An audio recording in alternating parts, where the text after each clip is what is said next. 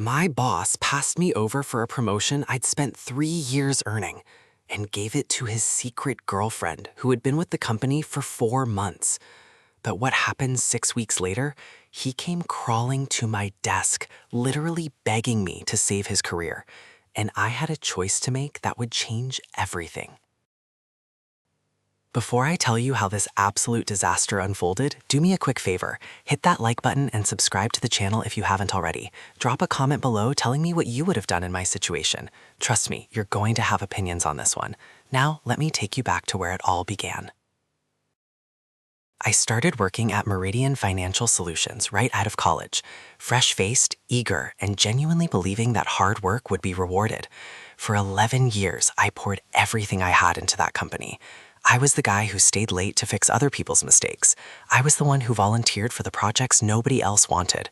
I trained new hires, covered shifts during holidays, and built relationships with clients that generated millions in revenue for the firm.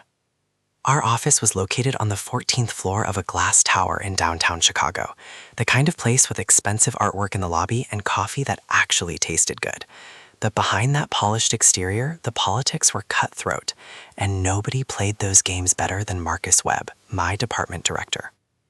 Marcus was the type of manager who took credit for his team's successes and disappeared when things went wrong. He was 45, always dressed in suits that cost more than my monthly rent, and had this smile that never quite reached his eyes. I'd learned to navigate around him, keeping my head down and focusing on results. I figured eventually the numbers would speak for themselves. 3 years ago, a senior account manager position opened up. It was the job I'd been working toward my entire career. Better pay, my own team, a real seat at the table. Marcus pulled me into his office and told me I was the front runner. "Just keep doing what you're doing, Daniel," he said, clapping me on the shoulder. "This promotion has your name written all over it." So I doubled down. I took on 2 additional major accounts. I mentored 3 junior analysts. I even came in on weekends to prepare presentations that weren't technically my responsibility.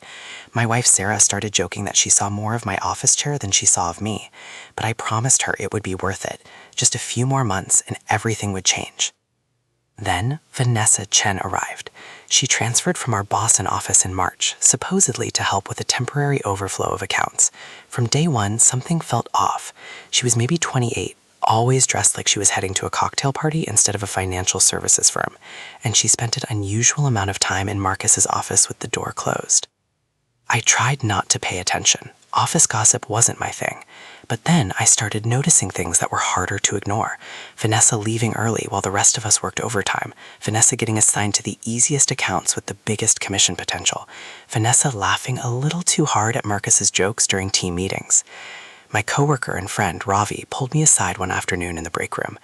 "Dude," he whispered, glancing toward the hallway, "you need to be careful. I saw them leaving the parking garage together last night. Same car."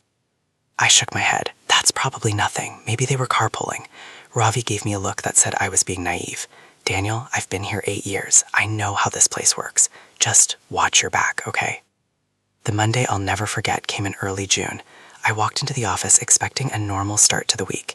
Instead, I found a company-wide email waiting in my inbox. Subject line, exciting announcement, new senior account manager. My heart stopped. I clicked it open, already knowing in my gut what I was about to see. Please join us in congratulating Vanessa Chen on her promotion to Senior Account Manager, effective immediately. I read those words 3 times, waiting for them to rearrange themselves into something that made sense. They didn't. I don't remember walking to Marcus's office. One moment I was at my desk, the next I was standing in his doorway, my hands trembling. "Marcus, can I have a word?" He didn't even look up from his computer. "Daniel, I'm busy. Schedule something with my assistant." This can't wait. I stepped inside and closed the door behind me. "The promotion. You told me 3 years ago I was the front runner. I've done everything you asked, more than you asked."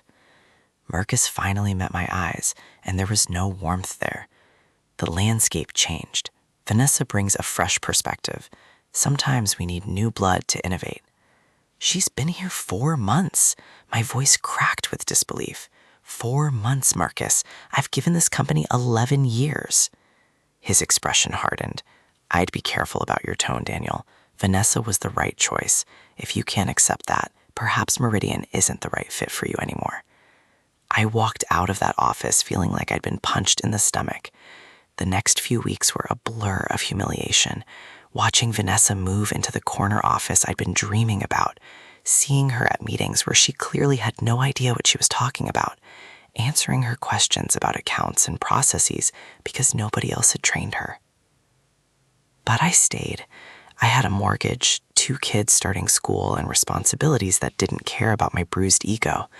I kept my head down and did my job, even as every day felt like swallowing broken glass. Then, 6 weeks after Vanessa's promotion, everything exploded. It started with an email from our compliance department. An audit had flagged some irregularities in several high-value accounts, specifically accounts that Vanessa had been managing. The irregularities turned out to be catastrophic. She'd been making promises to clients that violated federal regulations. She'd fudged numbers on reports to make her performance look better. And worst of all, she'd lost a $3 million client by completely mishandling their portfolio. I watched the panic spread through the executive floor like wildfire. Lawyers in conference rooms, hushed phone calls behind closed doors, Marcus looking like he'd aged 10 years overnight. The company was facing potential regulatory fines and a PR nightmare. That's when Marcus appeared at my desk, not called me to his office, came to me. His face was pale, his hands were shaking, and that expensive suit looked wrinkled for the first time I could remember. "Daniel," his voice was barely above a whisper, "I need your help." I leaned back in my chair and crossed my arms. "Is that so?" "The Richardson account, the Morrison portfolio, the entire Henderson situation." He was speaking faster now, desperation cracking through his composure. "You know these clients, you built these relationships. If we lose them, we're done. I'm done." I let the silence stretch. For the first time in 11 years, I held all the cards. What about Vanessa's fresh perspective, her innovation? Marcus closed his eyes. "She's no longer with the company, as of this morning." "And what about you?" I asked. "How much did the board find out about why she was really promoted?" His face went white. "Daniel, please, I'm asking you as a colleague, as someone who's worked alongside you for years. I need you to step in and save these accounts." I thought about Sarah waiting at home, about all the dinners I'd missed, the weekends I'd sacrificed, the promises I'd made about that promotion. I thought about how it felt to watch Vanessa walk into that corner office while everyone pretended not to notice the obvious truth. And then I thought about who I was, not who Marcus had tried to make me into, but who I'd always been, a professional, someone who actually cared about doing the right thing. "I'll do it," I said finally, "but I have conditions." "Anything." Marcus was practically crying now. "Whatever you want." "The senior account manager position, effective immediately. My name on the door by end of business today. Second, I want a written apology from you, acknowledging that I was passed over unfairly. Third, I want a 20% raise, backdated to when the position was originally supposed to be mine." Marcus nodded so fast I thought his head might fall off. "Done. All of it done. And one more thing." I stood up, looking him directly in the eyes. "You're going to tell HR exactly why Vanessa was promoted. Everything. Because if I find out later that you covered this up and it comes back on me somehow, I'll go to the board myself." The next few months were a whirlwind. I saved the accounts, every single one of them. I put in long hours, made dozens of calls, and used every relationship I'd built over 11 years to undo the damage Vanessa had caused. The clients stayed, the regulatory issues were resolved, the company survived. Marcus, however, did not survive.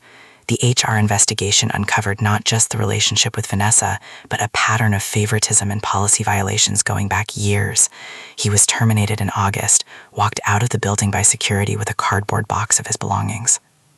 I saw him in the lobby on his way out. He stopped and looked at me, and for a moment I thought he might say something, apologize maybe, or blame me for his downfall. Instead, he just nodded once and walked through the revolving doors, out of my life forever. The new department director, a woman named Patricia who'd been brought in from outside the company, called me into her office on her first day. I expected the usual introductory meeting. Instead, she handed me a folder. "Your personnel file," she said with a warm smile. "I've been reviewing everyone's history with the company. Daniel, I have to say, your track record is exceptional. I'm honestly shocked you weren't in leadership years ago." I didn't know what to say. After everything that had happened, hearing those words felt like finally being seen. "Thank you," I managed. "It's been a long road." She nodded, understanding. "Well, the road ahead looks bright. I believe in promoting people based on merit, not politics. Keep doing what you're doing, and I think you'll find this is a very different workplace than what you've experienced." That night, I came home early for the first time in months. Sarah was surprised to see me walk through the door before dark. "Everything okay?" she asked, searching my face for signs of another crisis. I pulled her into a hug. "Everything's finally okay," I said. "Everything's finally the way it should be." Looking back now, I realize that the worst thing that ever happened to me at work turned into the best thing. Not because I got revenge or watched Marcus fall, but because I learned something important about myself. When given the choice between petty satisfaction and doing the right thing, I chose integrity. And in the end, integrity was exactly what saved my career. Wow, what a journey that was. Thank you so much for sticking with me through this entire story. If you enjoyed it, please smash that like button and subscribe to the channel for more workplace drama stories every week. And here's the thing, I want to hear from you. Have you ever been passed over for a promotion unfairly? Has karma ever caught up with a terrible boss? Drop your stories in the comments or send them to us directly. Your story could be featured in our next video. Thanks again for watching, and I'll see you in the next one.